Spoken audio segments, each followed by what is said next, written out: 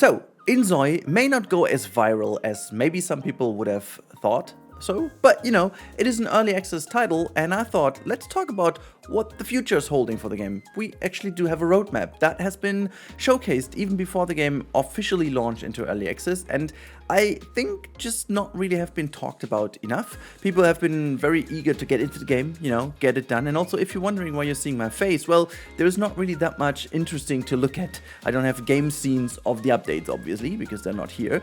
But I thought, let's talk about the updates, which are, I think, very essential for the future of this game, and to see if they may actually get where they want to go, and this has basically become one of the big pillars in live sim gaming.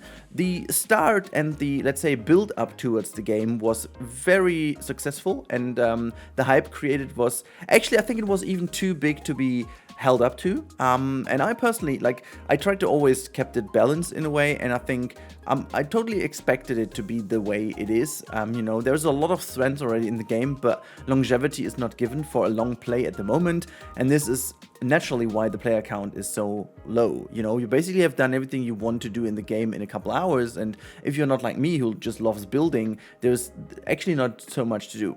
And with this context, let's just jump into it.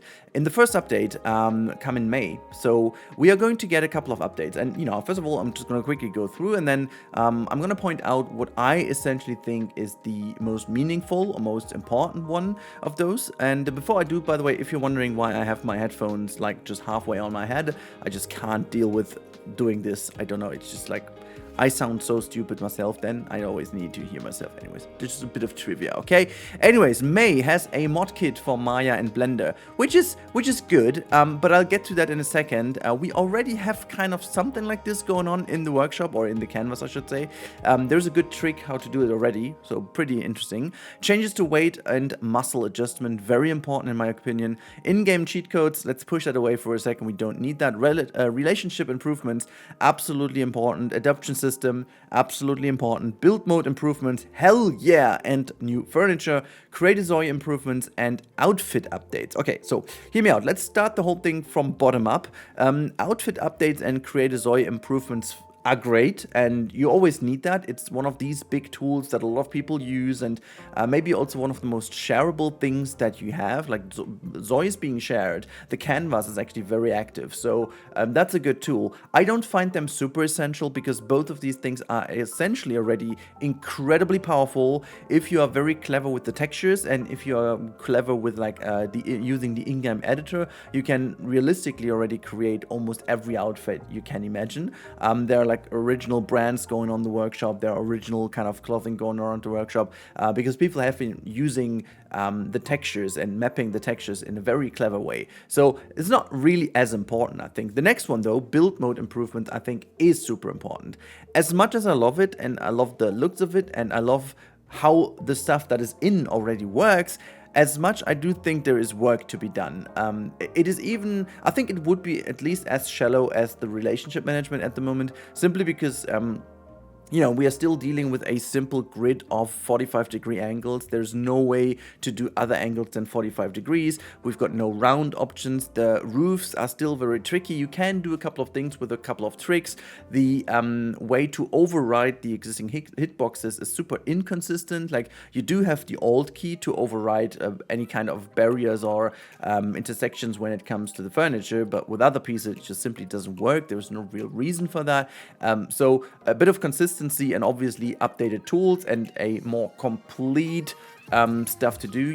We don't have anything oops, let me just change that song. We don't have anything for the gardens. We can't manipulate the terrain and all these things. Super interested to see what they are going to add. It's going to be exciting, but very, very needed for the game. The adoption system and relationship improvements, going to put them both in one bucket here. I personally figure are super important for people who love to play the game, actually play it. I'm more of a creator, building and just do a bit of shenanigans in the game, but having some more relationships and dealing with adoptions and stuff. So if you don't want to have the hustle of becoming pregnant, and if you're not playing a female character, getting a wife and making her become pregnant, which is even more of a work to be done. I'm rambling. Now, anyways, you get the point.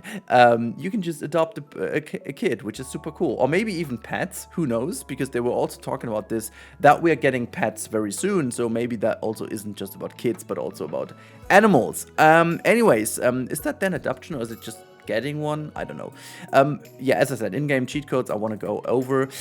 Changes to weight and muscle adjustments. This is a cool bit, and I like the fact that they have separated that from the inZoi improvements, because I feel like this is one of the things I was a bit worried about. Like, I do think the creator is super powerful, but that was one of these few things where I think it was limited, because as much as you could go into all the crazy details around the eyes and changing every single thing around your eyes, even the wrinkles and stuff. That was insane. But then you couldn't just make a super fat or a super skinny person just for the funsies, or just because you want to, or just because it should be this way. I don't know. It wasn't working because it's not in. So good to see that we will get this. And last but not least, because that I think is the most interesting to think about, is the model kit or the mod kit Maya Blender. They say specifically, I think that has something to do with the plugins they may be using, so you can import them directly to the game. Because at the moment, if you use the in-game AI digital printer or 3D printer, you can basically create something from a photo, then the game creates an STL file, or kind of, just for those of you who know, a 3D file, and you can then take this 3D file and exchange the model with an actual model of what you wanted, and then this appears in the game. The problem though is you don't really have any control over like size, colors, UV maps, and like making this like a proper piece how you want it. But like from the 3D model with its polygons and stuff, it'll already work. So pretty interested to see how they pull that off. But I think this will actually bring the game's content to a new level in just weeks. So the player base may not be as active, but the community is. So very interested to see. Okay, the first update I was getting a bit more detailed in because I think like this is the closest to have in May. So it's very, very close. And also I think the most important for most people watching maybe. And with the next updates, I'll go over it a bit quicker because I assume they will be updating the list and specifically the details of these things in the next update. So let's go through that one. Ghost play, very easy. We have that in The Sims as well. Always fun. Like people who passed away, you can just keep control of them by playing a ghost. Will be interesting to see what kind of things you can do with them. And then we've got swimming and pools. Oh my god, thanks god, we can still do something with the pools in game, and also in the menu it already shows that we can do pools, and it's kind of a shame and always a tease to see them and not be able to do that. I'm looking forward to that a lot. I want to build like a proper public pool as well, just like that. More resources for Edit City. Very interesting to see what that means, because I was just making fun of the public pool, but they have already teased in the past that they are looking into more public spaces, and this could be within that point where you can then maybe just buy a plot, but like not for your own house, but for building a public service, be it for example a swimming pool or some kind of shop or whatever. I'm very much looking forward to seeing that. Then we have the AI build mode, which I have no idea what exactly that it'll mean, but I can definitely see them using what they have already learned with the AI to basically create rooms based on what you type in. So having a prompt like, I want to have a streamer room with like a computer, a couple of LED lights, I don't know, purple greenish tint, and with a nice light setup. I don't know. Press enter, and then the game takes all the in-game pieces and puts that together. The more I think about this, this will be crazy to see and would potentially be one of the coolest uses of AI in a game. And just because it's necessary these days, I figure, here's my little stance on AI, as we don't really know for sure if Frontier uses their very own proper models or what they're basing their models on. You need to see what is publicly available as information, and as long as it's not proven that they're using illegal code, I actually think I'm fine with it. I don't know where we came to a point lately that everyone who has the slightest idea of something already takes that as a given and says, okay, everyone is doing negatives. Just because one does negative doesn't mean that other ones do. And Krafton as a studio surely has the resources to pull off their own AI models. That said, it's going to be very interesting from a technological point of view to see how they pull that off. Very interested to see. Anyways, freelance jobs. will be something I'm looking forward to, because I feel like it's very like a very modern thing to have, and you definitely need this. So yeah, definitely gonna see how that works as having more options to jobs. Then we've got improvements to text and messages skills. Yeah, same as parenting improvements, we need more of that stuff. I can't really judge it now, need to see that in game, and if they pull that off, I may start playing the game actually a lot more when that all drops. Then we have relationship improvements, parenting improvements, like me being a dad of 2, will be very excited to see what kind of challenges we will see in game then. And moving over to update 3, the updates to the family tree also very much needed, because I feel like there's a bit of a, it really feels underdeveloped. You know, you can create like your basic relationship relations and you know, connections at the beginning, but like it's very hard to follow what happens if you get a kid, or like if you get kids, they grow up and then they meet other people in the city and get into a relationship, maybe even become parents together. Like that will be interesting to see how your city grows and how relationships between the different families are. Very interesting. Hotkey customization, noise. Okay, not more to say about that. Build mode, adjust object size. Thank God. I really was hoping for that, and I was so happy seeing that in here. New furniture, I'll take that. Okay, check that one, but I'll take that. Moving homes, UX improvements. See, the point is, I don't find it so bad at all. Like, I feel like it's great that they're still looking into that, but like I've seen a lot worse in the past, and I think they've done a good job. A couple of those things are a little bit finicky, though I have to say these things are very finicky in mostly all of these games, in all of these live sim games, because there's just a lot to edit, you know. So I'm looking forward to the improvements, but I wouldn't say it's such a big necessity, such a big issue at the moment. Necessity? That's the word, I guess. Alright, anyways. Create InZoi improvements. Yes, take that a second time. Like the fact that they do this on a regular basis. And we've got mod updates, which is a very fair point, because if you had that about half a year ago that you introduced that, you may want to do some updates in December. And then we look forward into update 4, which will be now in a year's time. So that's going to be the update that we will see at the beginning of 2026. And we've got a memory system, which I believe is the one for Yosemite and for the city, and like how they interact with each other.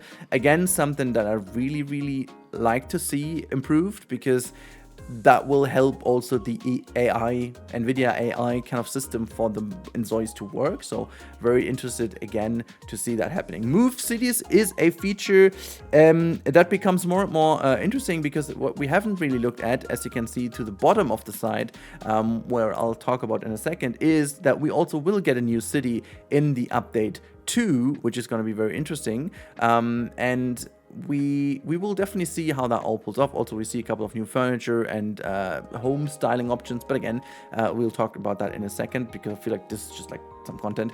But moving between cities is super cool, bringing your families over and maybe getting a bit more of an interconnected world, and just getting this very, at the moment, very narrow view on one city a little bit open up by being able to handle multiple city on your save file. That's going to be very interesting.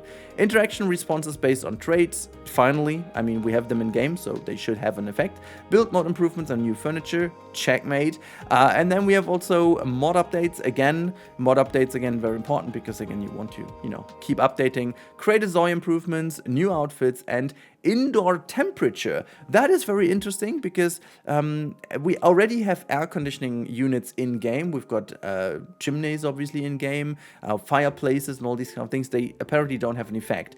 So will be good to see the effect then in the future. Now, there is a couple of things I want to say as a conclusion, but before that, let's first of all go through these 3 different, I'm gonna call them mood boards, for the different updates of furniture and stuff. So the first one I gotta call the Gen Z update, I guess. It feels almost like what I'm seeing, like, you know, I'm working in marketing. And apparently, as most of the brands want to reach out to Gen Z nowadays, and Gen Alpha just knocking the door right now. But like this is what I'm looking at when I look at their feeds and their furniture and living and clothing priorities. Like very much back to the 90s, a bit of 80s influence, and then a kind of bit of an modern stuff mixed into it. Color-wise, exactly what I would imagine this. Maybe a tad bit too pastel colored. It's a bit more poppy nowadays, but you'll get the point. And I don't know. I think it's very nice. As you know me, maybe you're new to the channel. I don't know. I'm a person who doesn't really give a about what they look like, because I will use stuff in a completely different way than it's intended to. That's what I'm doing. Okay, I'm trying to figure out what I can use that sofa for in terms of outdoor kind of detailing of my house. Okay, so that's what we're doing here.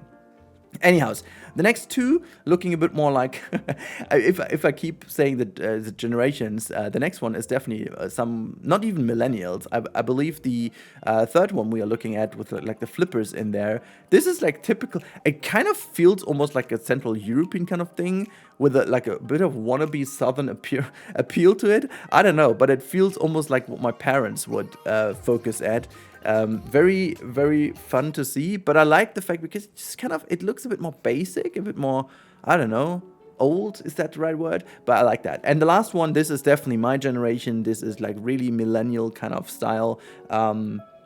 Bit more leaning towards rich again, I guess, like this typical trench coat kind of thing, a leather jacket, like this kind of leather sofa kind of style, or not sofa, it's like a how's that thing called again, the single sofa seater, the one seater, whatever, like this. Oh gosh, in German I obviously have the word. Anyways, it doesn't matter. This is like the kind of it piece you would potentially put in your very white-ish clean house, and then have that old leathery piece as an element. And then also having autumn in there, interesting. But yeah, so this is what I figured this could be all about. I like the fact that they separate these things into themes, which is technically what you would do, and I expect also to be a thing for future DLCs. But now, last but not least, let's talk about the DLC Kuchinku. Is that how you pronounce that? Kuchinku?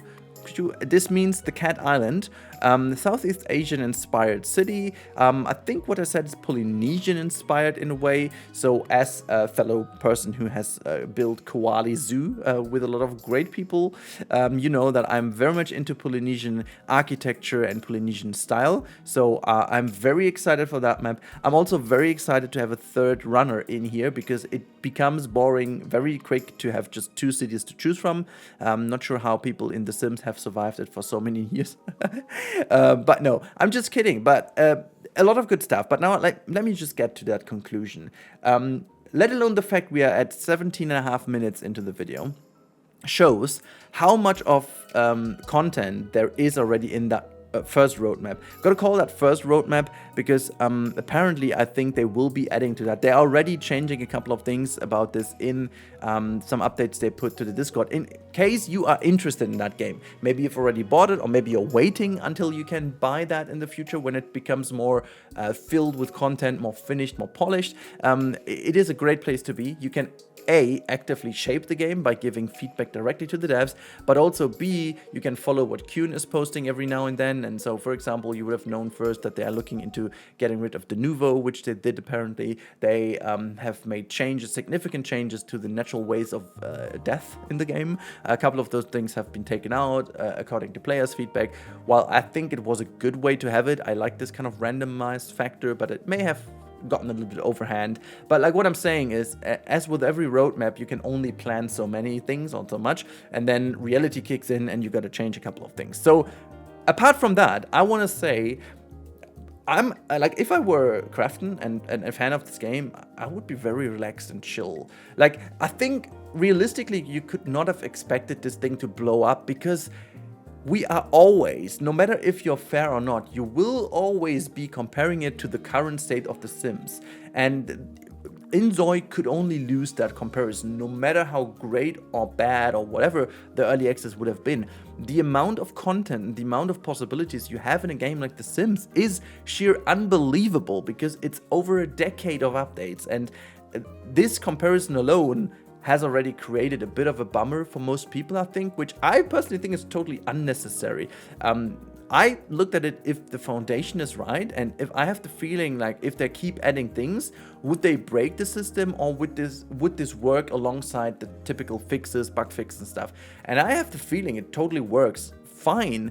The foundation is there. I mean, I can only personally say what I have experienced in over 150 hours of the game, which is very rare glitches, very rare crashes. Sure, content-wise, there's a lot lacking. I had a lot of weird bugs in the building menu, but nothing game-breaking, just a couple of annoying things that easily could be ironed out over a longer period of time. Like, if you compare again, over a decade has been put into The Sims to bring it where it is right now. So let's look at this game in 2 years' time. And this is exactly why I think what makes me very confident is the fact that before the launch of the game even, Krafton has announced this very roadmap in front of us. Meaning they had all these things already in mind, which then again means they had this in mind while building the game. See, this is why I always feel it's so important to look at the context of things. We had the situation with Planet Coaster 2. Oh boy, didn't they say anything about this, and clearly they may not have had all of this in mind. But being so open and transparent about the roadmap, and compared to other games with a fair price tag of the early access title, I don't really worry too much. I think, you know, there's always a chance they're failing if the 2 next updates are very much shallow and like behind all of these bullet points we see in the list, there's just a minor upgrade or a minor introduction to the game. And like, for example, the you know, introduction of new stuff to the building and new furniture means like 2 chairs and like exactly what you see on the mood board. That apparently would be very whack in a way. But, you know, as long as we don't know, we'll see. So with these words, I want to end this update video. I personally enjoyed playing inZoi a lot. Sure, I'm not playing as much as I did in the early access phase and before, which is A, down to my time, and B, because I feel like, you know, I've done most of the things, tested a couple of things. I'll do the building tutorial anyways very soon. But yeah, so very natural, and I can't wait for May when all this new update stuff kicks in. I mean, it's not even that far away. It's like 2.5 weeks and we are already in May. So hey, that's kind of cool, isn't it? Let me know in the comments down below what keeps you from playing this game at the moment, if you have it, or what keeps you from getting this game in the first place. What is missing the most? Is it in that list already, or is there anything else you definitely need from a game like that, considering you won't have it all? But what would be the most important bit of maybe gameplay or furniture style or building style or whatever it takes to bring you into this game? Let me know in the comments down below. As always, thank you for watching. Hit the like button, leave a subscription on the channel if you like the content and want to see more, or just enjoy your day and have a freaking good time, because that will make me happy too. Have a good time. See you then, and bye.